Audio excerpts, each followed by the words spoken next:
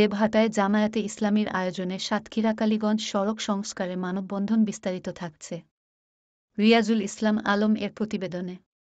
সাতক্ষীরার দেবহাটায় জামায়াতে ইসলামীর আয়োজনে সাতক্ষীরা কালীগঞ্জ সড়ক সংস্কারে দীর্ঘ মানববন্ধন অনুষ্ঠিত হয়েছে। মঙ্গলবার ১-৯ নভেম্বর বিকাল ৪টায় সখীপুর মোড় থেকে পারুলিয়া কদবেলতলা পর্যন্ত ঘণ্টাব্যাপী দীর্ঘ এই মানববন্ধনে হাজারো মানুষ অংশগ্রহণ করে। এ সময় মানববন্ধনের বিভিন্ন ব্যানারে অতি জনগুরুত্বপূর্ণ এই রাস্তাটি সংস্কারে সংশ্লিষ্ট কর্তৃপক্ষকে অবিলম্বে কাজ শুরু করার আহ্বান জানানো হয়।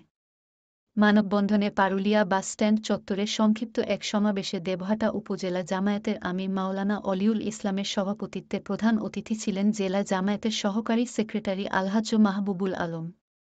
দেবহাটা উপজেলা জামায়াতের সাধারণ সম্পাদক হাফেজ এমদাদুল হকের সঞ্চালনায় অনুষ্ঠিত সমাবেশে অন্যান্যের মধ্যে উপস্থিত ছিলেন ও বক্তব্য রাখেন জেলা জামায়াতে ইসলামীর ইউনিট সদস্য আসাদুজ্জামান মুকুল, উপজেলা নায়েবে আমির মহিউদ্দিন মাহমুদ, উপজেলা সহকারী সেক্রেটারি সোলাইমান গাজী, উপজেলা কর্মপরিষদ সদস্য মাও দেলোয়ার হোসেন, উপজেলা কর্মপরিষদ সদস্য মাস্টার ইসরায়েল আশেক, দেবহাটা রিপোর্টার্স ক্লাবের সভাপতি আর কে বাপ্পা, উপজেলা জামায়াতের ইউনিট সদস্য দেবহাটা রিপোর্টার্স ক্লাবের সাংগঠনিক সম্পাদক K M Rezaul Karim, race ক্লাবের সভাপতি খায়রুল আলম, জিয়াউর রহমান, সাংবাদিক রাজু আহমেদ প্রমুখ।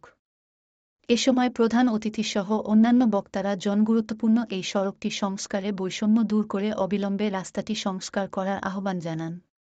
অবিলম্বে সংস্কারের কাজ শুরু করা না হলে রাস্তা অবরোধসহ আরও কর্মসূচি নেওয়া হবে বলে তারা জানান। ইমাম, আলেম, উলামা, ব্যবসায়ী সকলকে আন্তরিকভাবে অভিনন্দন এবং মোবারকবাদ জানাচ্ছি এবং আমাদের অসংখ্য অমুসলিম ভাইয়েরা এখানে অংশগ্রহণ করেছেন, তাদেরকেও আন্তরিকভাবে শুভেচ্ছা জানিয়ে আজকের কর্মসূচি এখনকার মতো সমাপ্তি ঘোষণা করছে।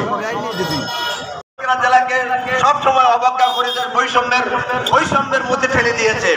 আমরা বর্তমান সরকারের কাছে সেই পতিত স্বৈরাচারের আচরণ আমরা আশা করি না। আমরা এখন চাই নতুন স্বাধীন বাংলাদেশে